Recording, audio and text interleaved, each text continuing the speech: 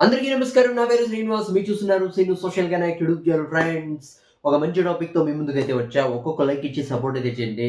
ఇంకా మంచి మంచి టాపిక్స్‌తో మంచి మంచి వీడియోస్‌తో మీ ముందుకైతే వస్తా. నా ఎక్స్‌ప్లనేషన్ ఆ వీడియోస్ ఏమైనా నచ్చితే సబ్స్క్రైబ్ చేసి సపోర్ట్ అయితే చేయండి. లైక్ చేయండి. ఇక లేట్ చేయకుండా టాపిక్‌లోకైతే వెళ్ళిపోదాం. మెగాస్టార్ చిరంజీవి మనశంకర్ వరప్రసాద్ గారు movie OG collections, OG all time collections రికార్డ్‌నైతే బ్రేక్ చేసింది. దేని గురించి మనమైతే మాట్లాడుకుందాం. చిరంజీవి కూతురు సుష్మిత కోనిదల, అంటే ఈ బ్యానర్ ఉంది కదా, గోల్డ్ బాక్స్ ఎంటర్టైన్మెంట్స్, ఇది అంటే ఎక్స్లో అయితే పోస్ట్ అయితే పెట్టింది. అంటే 15 రోజుల్లో, జస్ట్ 15 డేస్లో 358 కోట్ల కలెక్షన్స్ అయితే వచ్చాయి.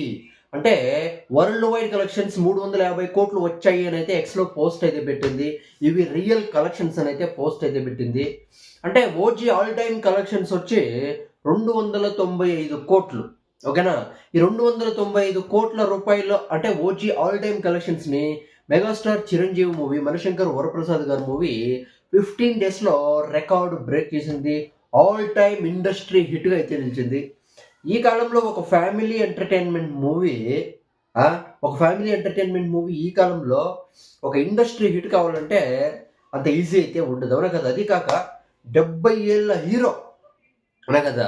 70 సంవత్సరాల హీరో ఇలాంటి కలెక్షన్స్ సాధించినాడంటే నిజంగా గ్రేట్ అని చెప్పొచ్చు. ఇక దీని గురించి మీరేమనుకుంటారు కామెంట్ అయితే చేయండి. ఓజీ కలెక్షన్స్ రికార్డ్ బ్రేక్ చేసినాడు కదా అన్నయ్య. దీని గురించి మీరేమనుకుంటారు కామెంట్ అయితే చేయండి. లైక్ చేయండి, సబ్స్క్రైబ్ చేయండి. By by.